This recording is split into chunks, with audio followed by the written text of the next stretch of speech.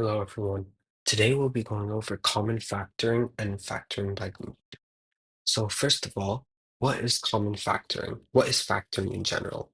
Factoring is basically breaking an expression down into smaller expressions that multiply together, kind of like two brackets that just multiply each other.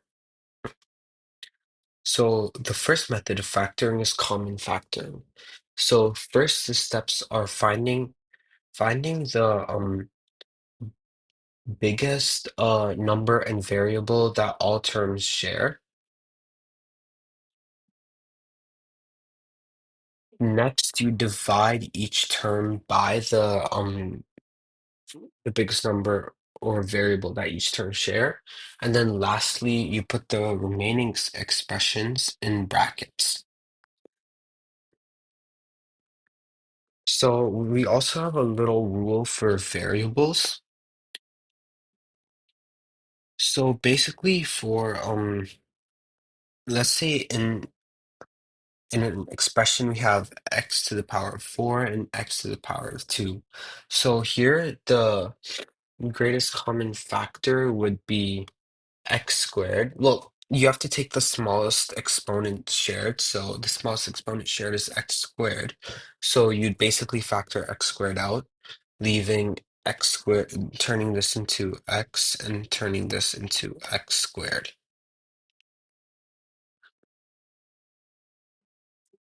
So now let's go over some examples. The first example we have is 6x plus 9. So the greatest common factor here would be 3. So you factor 3 out and divide each term by 3. So 6x divided by 3 plus 9 divided by 3, which is equal to 2x plus 3. The next example we have is 8x squared plus 12x. So both of these terms share 4, and both of these terms share x. So that means we can divide both of these terms by 4x, and we have 8x squared divided by 4x plus 12x divided by 4x. And then that would be equal to 4x multiplied by 2x plus 3. This would be the final answer. And then the last example we have for common factoring is 15a to the power of 3b minus 10a squared minus b squared. 10a squared b squared. So first we can see that between 15 and 10, the greatest common factor is 5.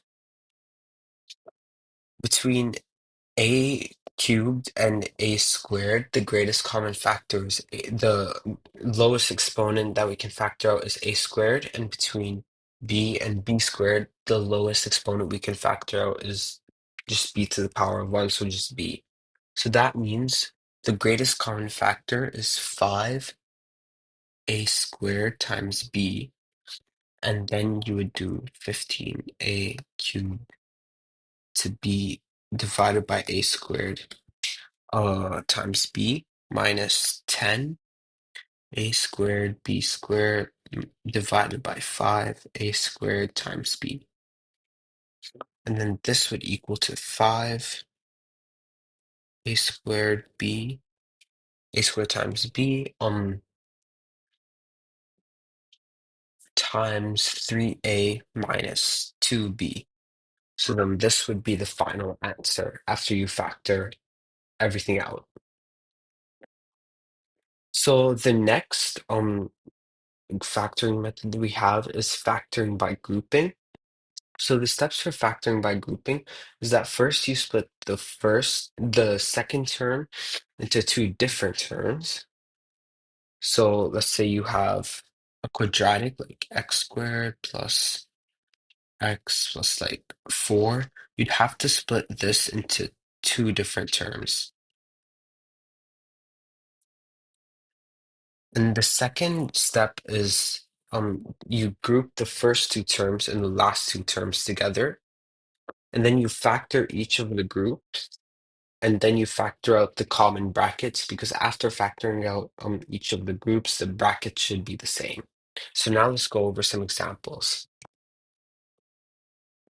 First, we have x squared plus 5x plus 6, which is a quadratic. So you can split the middle term into 3x plus 2x, so that becomes x squared plus 3x plus 2x plus 6. And then group both of you can group the first two terms together and the last two terms together, and then you can factor them out. So here we can factor out an x, and that becomes x plus 3. And here we can factor out a 2, which becomes x plus 3. And now we can see that the brackets have become the same. So we can also factor the brackets out and turn that into x plus 3 multiplied by x plus 2. So this would be your final answer using factoring by grouping.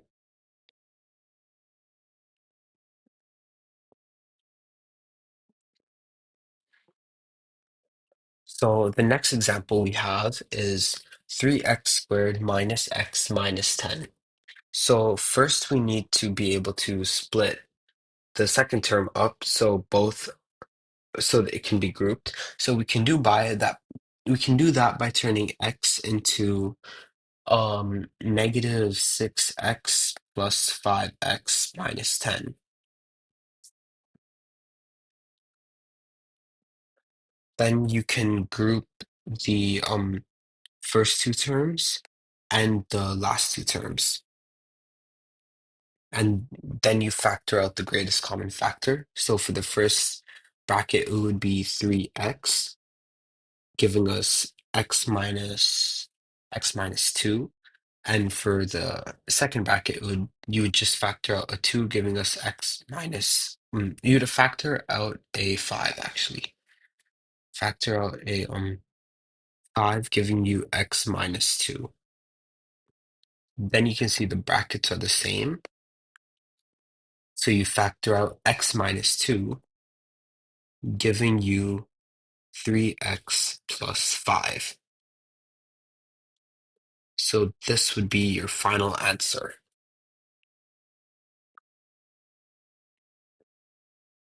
And now for the last example we have 2a squared plus 11a plus 12. So first we have to split this middle term up, and we can split that into 8a plus 3a plus 12. So we can group the two brackets together,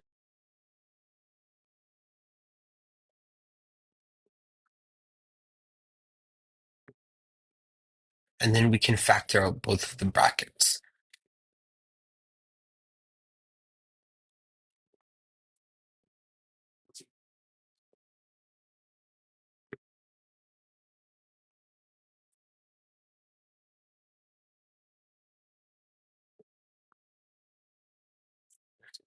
And then we can see these brackets are the same. So we can factor a plus 4 out and inside the bracket, then that leaves us with 2a plus 3, leaving this as our final answer.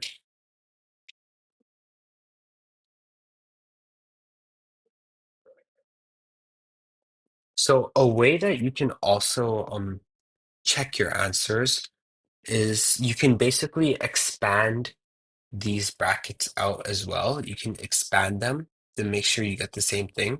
So let's do that as an example as well. We have a plus 4, 2a plus 3. So you would multiply that by that, and then a by 3 as well, and then 4 by 2a and 4 by 3. So that would give us 2 a plus 3a plus 8a plus 12. And then we combine the middle terms, giving us 2a squared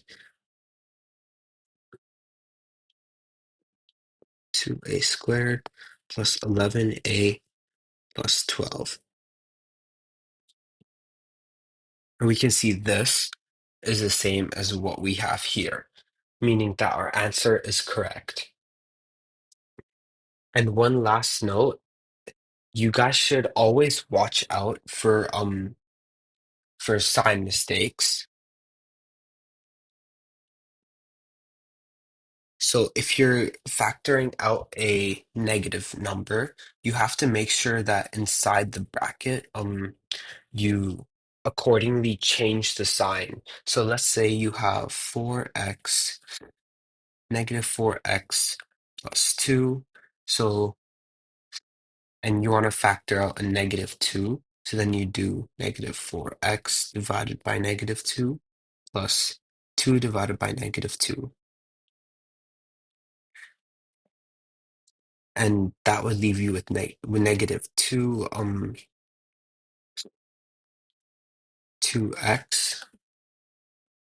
minus 1.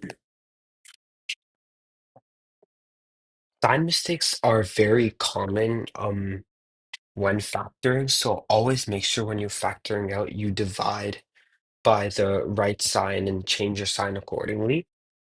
And always, before using any other method of factoring, make sure you always common factor first, since it's the easiest way of factoring. And it also might help you like open up other methods before like it helps you answer questions a lot easier because the other methods are much harder. Okay, that's all for today, guys. Thank you so much.